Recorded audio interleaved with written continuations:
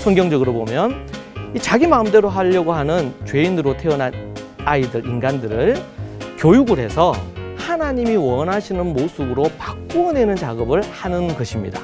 성경은 인간이 선한 노력을 하고 예를 써서 조금의 변화는 있을 수 있지만 근본적으로 인간이 변하지 않는다. 오직 하나님을 통해서 하나님의 복음, 하나님이 보내신 예수님, 그 예수님의 십자가와 부활을 통해서 복음이 무엇인지를 알고, 그리고 하나님의 말씀을 통해서 성령님의 역사로 변하는 것이지, 부모가 아니면 선생님이 잘 이렇게 하면, 그렇게 하면 근본적으로 바뀐다, 그거는 아닙니다.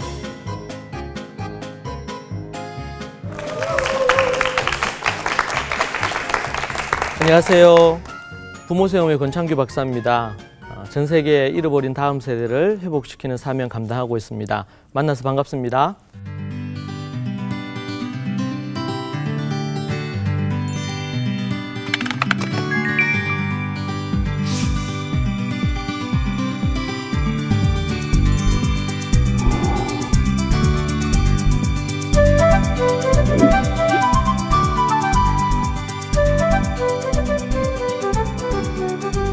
오늘 여러분과 우리가 함께 살펴볼 부분은 초대교회 이 교육의 기초가 있는데요. 기초 7가지 기초에 대해서 여러분과 함께 이야기 나누도록 하겠습니다. 우리 7가지 중에 첫 번째는 우리 지난번 시간에 우리가 다루었던 부분의 내용입니다.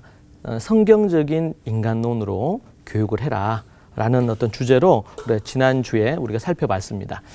오늘은 두 번째, 세 번째, 네 번째 부분 3가지를 하고요. 우리 또 다음 주에 또 나머지 3가지에서 총 7가지를 여러분과 함께 이야기 나누겠습니다. 어떤 부분이든 기초와 그리고 거기에 세워지는 중요한 기둥들이 매우 중요한 부분이 됩니다. 그래서 세상적인 인간론으로 교육하는 게 아니고 성경적인, 그리고 초대교회가 가지고 있었던 그런 인간론의 바탕으로 교육을 해야 된다. 그리고 오늘은 두 번째, 기르기만 하지 말고 훈련시켜라 라는 주제입니다. 하루는 한 어머니가 저를 찾아왔어요. 하나님을 모르고 교회를 안 다니시는 어머니인데 누구의 소개를 받아서 저를 찾아왔어요. 그래서 이제 그분 오셔서 이제 얘기하는데 7살 아들을 데리고 오셨더라고요. 그래서 데리고 오셔서 하시는 말씀이 본인은 지금 이제 병원에서 우울증 약도 먹고 이렇게 하고 있다는 거예요. 왜 그런가 얘기를 자세히 들어보니까 저기 있는 7살 아들이 있는데 저 아들 때문에 너무 스트레스가 커가지고 그래서 병원에 가서 약을 먹은 지 좀 됐다는 거죠. 그래서 이제 누구한테 소개를 받으니까 우리 권창규 박사님한테 가서 상담 받으면 좋겠다 이렇게 해서 그분이 오셨어요. 제가 그 얘기를 듣고 이제 한 30분 이렇게 상담을 하는데 7살 이 남자아이가 수시로 막 어머니한테 와서 뭐 이렇게도 얘기하고 또 어머니는 어머니대로 걔가 한마디 할 때마다 스트레스를 엄청 많이 받으시더라고요. 그래서 그 어머니가 하시는 말씀이 저 아이를 다시 뱃속에 넣을 수도 없고 저걸 어떻게 죽일 수도 없고 어떻게 할 수도 없고 너무 막 괴롭다는 거예요. 그래서 참 얘기를 나누는데 참 그 어머니 심정이 좀 이해가 되더라고요. 그래서 우리가 이제 보통 미운 3살 이런 얘기는 들으시죠. 미운 3살인데 그 다음은 정말 말 안 듣는 7살 이렇게 표현을 하는데 그거를 제가 이제 그 어머니 통해서 그 얘기를 제가 들었습니다. 어떻게 하면 이렇게 이제 되느냐? 제가 연구를 해보니까 기르기만 했지 훈련시키지 않아서 생기는 문제다라는 것을 발견했습니다. 그 말씀이 뭐냐면 에베소서 6장 4절에 보면 이런 말씀이 나옵니다. 또 아비들아 너희 자녀를 노엽게 하지 말고 오직 주의 교훈과 훈계로 양육하라. 이렇게 말씀해 주고 있거든요. 그러니까 아버지에게, 어머니에게 어떻게 하시는 말씀이죠. 주의 교훈과 훈계로 양육하라. 자, 그런데 이제 이 단어들에 대한 이해가 좀 더 정확하게 있어야 됩니다. 왜냐하면 이 단어가 옛날 개혁 성경에서는 교양이라고 이걸 표현했어요. 교양과 훈계다 이렇게 표현을 했는데 이 원어의 헬라어 누데시아라는 이 교훈이라고 되어 있는 이 부분은 책망하다, 경고하다 이런 뜻을 갖고 있어요. 그래서 우리는 이제 교훈이라고 이렇게 얘기했는데 원어에는 교훈이라는 이 단어의 의미가 없고 약하고 책망한다, 경고한다 이런 뜻을 갖고 있거든요. 그러니까 오직 주의 뜻대로 책망하거나 경고하고 이렇게 이제 봐야 되겠고요. 훈계라는 이 단어는 파이데이아인데 훈련시킨다 아니면 징계한다 교육한다 이런 뜻을 갖고 있어요. 그래서 교훈하고 훈계한다는 이 말을 좀 더 정확하게 이제 우리가 번역을 해본다면 원어를 책망하고 그리고 훈련시킨다 이런 의미를 갖고 있습니다. 그리고 이제 주의 교훈과 훈계로 양육하라 이렇게 돼 있잖아요. 이 양육한다는 이 헬라어는 엑트레포라고 이렇게 하는데요. 이거는 이제 키운다. 그리고 앞에서 우리가 봤던 바이데이아처럼 훈련시킨다, 뭐 기른다 이런 뜻을 갖고 있어요. 우리가 이제 자녀를 이제 키운다 그럴 때 우리가 자녀를 기른다고 이렇게 표현을 합니다. 그런데 우리나라에서는 기른다 그러면 그 아이들 뭐 먹을 거 먹여주고 씻겨주고 뭐 입혀주고 이런 것을 기른다라고 좀 표현을 하잖아요. 그런데 이스라엘에서는 이 기른다라고 표현을 할 때 이 의미는 그 안에 훈련시킨다라는 의미도 함께 포함이 돼 있어요. 예. 그래서 이게 보니까 이 바이데이아 훈계라는 단어도 그렇고 또 양육이라는 단어도 훈련시킨다라는 의미가 이제 있는 거죠. 그래서 이제 이것을 좀 더 정확하게 이제 표현해 보면 하나님의 말씀의 법을 그래서 잠언 1장 7절 말씀에서도 어미의 법을 떠나지 말고 그죠? 아비의 훈계를 들으며 어미의 법을 떠나지 말라 이렇게 얘기하거든요. 이제 그 구약적인 그 말씀 잠언의 말씀과 이 에베소서 6장 말씀은 같은 맥락에 있어요. 예. 그래서 하나님의 법을 어머니가 가르쳐서 이거는 해야 될 거 하지 말아야 될 거 이게 딱 있잖아요. 그러면 그걸 잘 했으면 아버지가 이제 일하고 돌아와서 잘했으면 칭찬하고 격려해주고 그걸 잘 못했어요. 그러면은 책망하고 또 아주 반항하고 더 크게 잘못을 했으면 벌도 주고 또 때로는 매도 들었단 말이에요. 그래서 어머니는 법을 하나님의 말씀의 법으로 해야 될 것 하지 말아야 될 걸 정해주고 아버지는 그것을 잘했는지 잘 못했는지를 점검을 해서 잘했으면 칭찬하고 격려해주고 잘못했을 때는 그것을 고칠 수 있도록 그렇게 훈계를 해주는 책망하고 벌을 주고 때로는 따끔하게 매를 대서 그것을 고칠 수 있도록 만들어주는 것입니다. 동일하게 에베소서 6장 4절도 같은 맥락 속에 있어요. 예. 때로는 앞에서 얘기한 것처럼 책망하고 경고한다. 누네시아라 그랬죠. 책망하고 경고하고 그리고 훈계는 파이데이아라 그랬는데 이것은 뭐야? 훈련시키고 징계하고 교육한다 이런 뜻을 갖고 있거든요. 귀한 인물을 만들기 위해서 랩 브래들리라는 이 교육 전문가는 자녀를 키우는 것을 키운다고 얘기할 때 훈련한다고 그렇게 할 때 어떻게 표현했냐면 비틀어서 훌륭하게 만든다 이렇게 이제 표현을 했어요. 아주 좀 좋은 표현인 것 같아요. 예, 이 단어의 의미를 비틀어서 훌륭하게 만든다. 그러니까 어떤 한 인물을 훌륭하게 만들기 위해서 그 안에 있는 죄라든지 자기 고집이라든지 잘못된 태도라든지 이런 것을 비틀어서 그 부분을 고쳐주는 것이죠. 그런 부분으로 우리가 이제 하는데 아이들이 자기 멋대로 자기 마음대로 하려고 하는 부분들에 대해서 그것을 그렇게 하지 못하도록 얘기해주고 또 고쳐주고 그 부분에서 잘하면은 칭찬하고 격려해주고 그렇지 못할 때 책망하고 벌을 주는 이런 어떤 부분들을 하는 것입니다. 자, 그래서 우리는 짐승도 동물들도 자기 새끼를 이렇게 새끼 보면은 제가 코끼리 아주 어린 코끼리 봤는데 코끼리도 어릴 때는 너무 귀여워요. 그래서 어머니가 이렇게 뭐 먹여주고 입혀주고 또 우리 새끼들 어미가 핥아주고 또 먹을 거 가지고 와서 입에 넣어주고 뭐 이렇게 하잖아요. 우리가 분명히 우리 자녀들을 입히고 먹이고 이런 걸 해야 되지만 그런데 인간은 동물과 다르게 더 중요한 것은 훈련을 시켜야 된다. 네. 때로는 비틀어서 자기의 한계를 뛰어넘도록 만들어줘야 된다. 그렇게 볼 수가 있습니다. 매우 중요한 부분이 됩니다. 자, 그래서 우리가 하나님 앞에 어떤 사람으로 만들 거냐 그렇게 얘기할 때 단순히 먹이고 입히고 우리가 그런 얘기 하잖아요. 그냥 튼튼하게만 자라다오.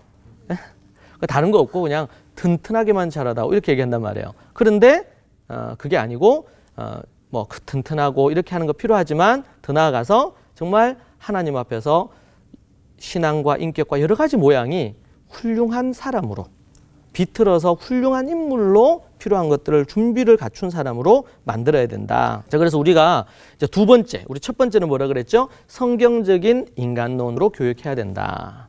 그리고 두 번째는 세상에서는 그냥 아이들 그냥 튼튼하게 키우고 이렇게 하면 되지. 그게 아니고 하나님의 말씀의 법도에 따라서 그 아이들을 훈련을 시켜야 된다. 그래서 잠언 22장 6절 말씀에서도 마땅히 행할 길을 아이에게 가르치라. 이 훈련시키라는 의미를 같이 포함하고 있습니다. 그렇게 하면 늙어도 하나님의 그 말씀을 이 아이가 어떻게 해요? 떠나지 않을 것이다. 그렇게 말씀해 주고 있습니다. 자, 그것이 이제 두 번째 부분, 속하는 부분입니다. 자, 세 번째는 뭐냐면, 그럼 자녀 교육의 책임은 부모가 져야 된다. 세 번째 중요한 기초가 자녀 교육의 책임은 부모가 져야 된다라는 것입니다. 보통은 자녀의 어떤 그 신앙 교육, 믿음 이런 거는 교회에 데리고 가면 교회에서 우리 아이들 신앙, 믿음을 키워줄 거라고 생각을 합니다. 또 이제 아이들 학습적인 거는 학교나 학원에 데려다 주면 잘 이렇게 키워주고 성적도 오르고 좋아질 거라고 생각을 한단 말이에요. 자, 그런데 성경에서는 과연 이 교육의 책임을 누구에게 지워줄 거냐? 누가 이 책임을 져야 되느냐? 여러분 옛 어른들도 이런 얘기 하죠. 아이가 이제 예를 들면 인사를 잘한다. 아니면 또 인사를 또 잘 못하거나 예의가 없다. 그러면은 어떻게 해요? 교회 목사님 누구야? 이런 묻지 않죠? 그렇잖아요. 그리고 아니면 너가 학교 선생님 누구야? 애를 어떻게 교육해서 애가 이렇게 버릇이 안 좋아? 이렇게 얘기하지 않죠? 예? 아이가 어떤 부분 잘못되거나 이렇게 하고 그러면 도대체 너네 애비가 누구냐? 한 번은 저희 아파트에 있는 제 이제 딸들을 훈련시켰어요. 이제 인사 훈련. 예. 그래서 집에서 이제 인사 훈련했어요. 인사는 어떻게 해야 되냐면, 몇 도 각도로 하고, 그리고 말을 할 때는 어떤 정도의 목소리로 하고, 또 표정을 어떻게 하고, 어른들은 좀 잘 안 들리실 수 있으니까 좀 더 보통 목소리보다 한 1.5배, 2배 정도 크기로 좀 인사를 하고, 이런 걸 이제 훈련을 시켰습니다. 훈련을 시켜서 이제 집에서 이제 아버지하고 훈련하고, 근데 밖에 나가서 옆집에 김씨 아저씨 만났다. 그럴 때는 어떻게 할 거냐. 아버지가 김씨 아저씨니까 아버지한테 한번 연습해보자. 집에서 연습하고, 그럼 어떻게 해요? 동네 나가서 엘리베이터 타고 이제 나가면서 인사 훈련하는 거예요. 만나는 분마다. 그렇게 하고 나서 이제 다시 집에 돌아와서 잘했으면 칭찬해주고, 또 고쳐야 될 거 있으면 좀 코치해주겠죠. 그런데 그렇게 몇 번 해서 동네 그렇게 하고 또 뭐 한 번씩 나갈 때마다 인사를 했는데 동네에서 소문이 났어요. 인사 잘한다고 저 집 애들은. 그러면서 어른들이 하는 말이 부모 가정교육을 잘 받았네. 인사만 잘해도 그런 얘기를 들어요. 그러니까 옛 어른들은 다 알아요. 이 교육이 어디에서 이루어져야 된다고요? 가정에서.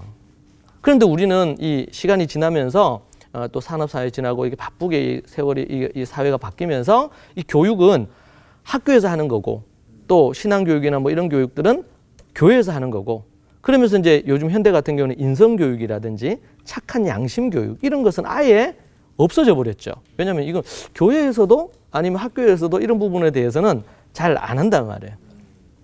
그러니까 갈수록 더 아이들의 예절이라든지 또 여러 가지 면에 있어서 그 아이들의 여러 모습들이 문제가 생깁니다.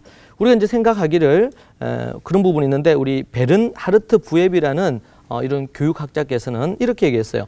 교육의 8할은 80%는 부모의 몫이다. 이렇게 표현했어요. 아주 명확한 부분입니다. 우리는 이제 교육 그러면은 이제 그냥 학교나 교회에서 하는 거다. 이렇게만 생각을 하는데 그게 아니라는 거죠.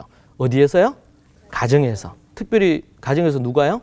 부모님. 1차로 부모님. 또 한다면은 2차로는 조부모님까지 이것을 함께 포함을 하는 것입니다. 그렇다면 뭐 교육하는 데 있어서 우리 학교나 아니면 교회는 필요 없느냐? 그렇지 않아요.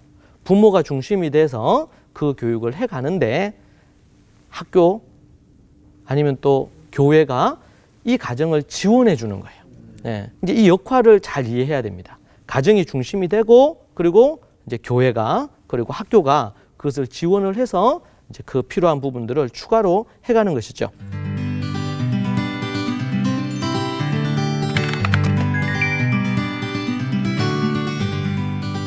우리는 아이들을 학교나 아니면 교회를 데려다 주면 부모는 부모의 몫을 다한 것처럼 자꾸 생각을 하거든요. 그런데 그것은 아닙니다. 성경은 우리에게 우리가 앞에 성경의 말씀을 통해서 우리가 봤던 것처럼 내 자녀에게 부지런히 가르치라고, 마땅히 행할 길을 아이에게 가르치라고, 이런 성경의 말씀이 계속 반복해서 부모에게 그 책임이 있다는 사실에 대해서 말해주고 있습니다.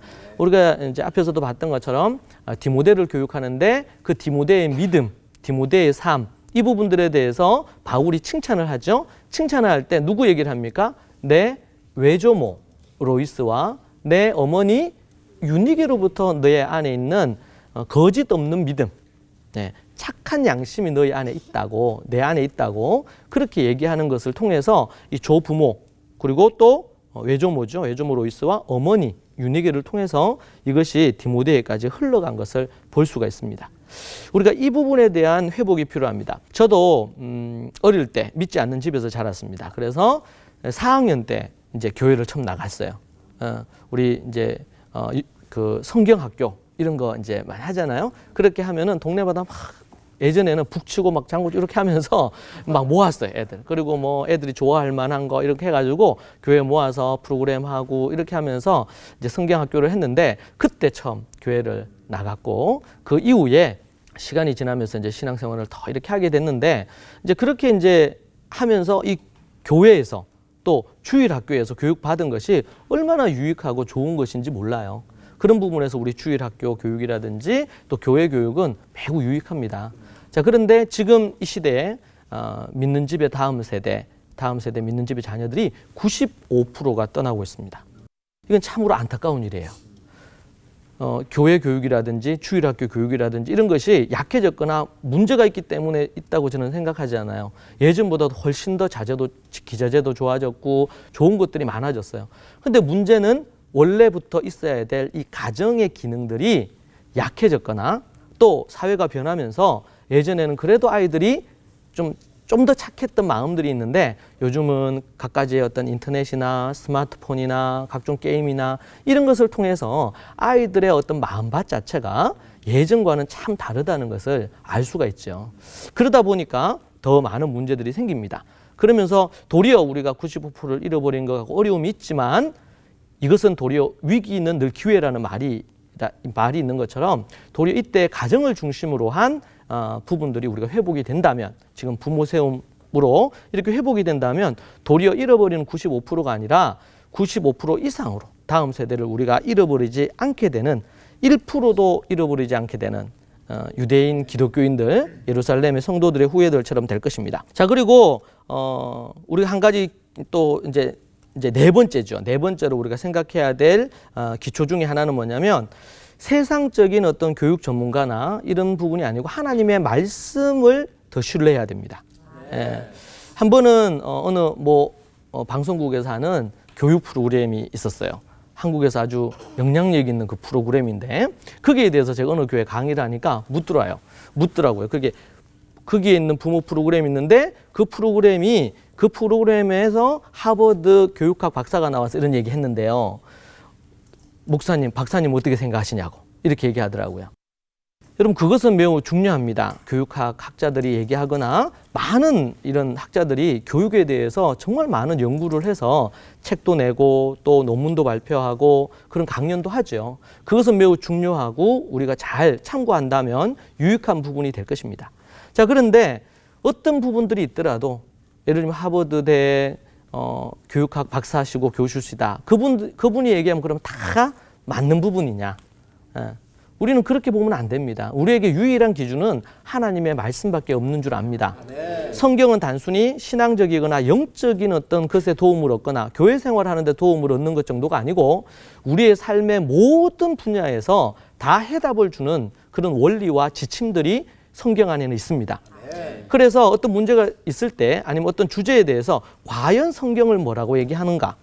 그 바탕에서 어떤 전문가가 어떤 얘기를 할 때 그 부분이 맞고 좀 더 실제적으로 더 디테일한 구체적인 어떤 것들에 대한 지침을 준다면 우리가 참고할 수 있습니다. 그러나 그분들의 어떤 가르침이나 이런 것들이 성경에서 위배되고 하나님의 말씀에서 벗어난다면 우리는 그 부분에 대해서 면밀히 검토해서 때로는 받아들이지 않거나 아니면 부분적으로 받아들이거나 이렇게 해야 될 것입니다.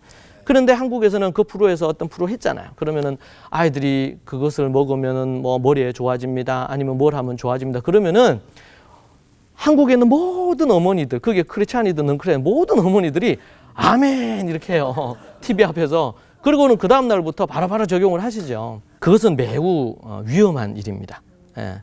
우리는 우리 뭐 세상에 모르시는 분들은 어쩔 수 없지만 우리 그리스도인들은 과연 그것이 하나님의 말씀에 맞는가? 그리고 하나님의 말씀에 근거해서 본인이 그것에 대한 분별력이 약하다 그러면 저나 아니면은 성경적인 가치를 갖고 교육을 연구하고 가르치는 분들에게 도움을 받아서 과연 그 부분들이 맞는지를 분별력을 얻는 것이 매우 필요합니다. 저는 이제 제 교육을 받는 분들이 성경을 연구하는 방법을 가르쳐 드려서 매주마다 몇 시간씩 성경을 연구해서 공부를 하시거든요. 요즘 그렇게 공부하시는 어머니들이 자꾸 많아져서 제가 매우 행복합니다.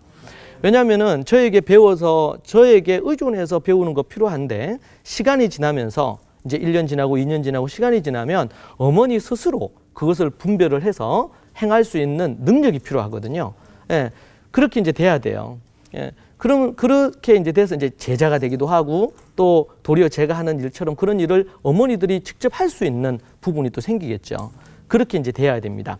하나님의 말씀에 입각해서 우리는 교육의 원리들을 생각을 해야 되고 살펴봐야 됩니다. 그렇지 않을 때 여러 가지 문제들이 생길 수밖에 없습니다. 오늘 여러분에게 우리 지난 시간에 얘기했던 것으로 첫 번째가 성경적인 인간론으로 교육을 하라. 7가지 중에 첫 번째. 두 번째가 기르기만 하지 말고 훈련시켜라. 그죠? 세 번째는 뭐였죠? 자녀 교육의 책임이 누구에게 있다고요? 부모가 져야 된다. 부모에게 있다. 그리고 네 번째로는 세상 전문가나 교육 전문가보다도 그들의 필요한 걸 참조하지만 하나님의 말씀과 이 부분에 대해서 연구해서 가르치는 그들에게 배우는 일을 힘써야 된다. 더 신뢰해야 된다. 그렇게 여러분에게 말씀드렸습니다. 우리 다음 시간에는 초대교회 교육의 7가지 중에 나머지 3가지 여러분에게 말씀드리도록 하겠습니다. 여러분들이 들으신 거 요 4가지 기억하시고 또 우리 다음 주에 만나서 나머지 3가지 우리 공부하도록 그렇게 하겠습니다. 여러분 수고하셨습니다. 감사합니다. 이 프로그램은 백석대학교와 함께합니다.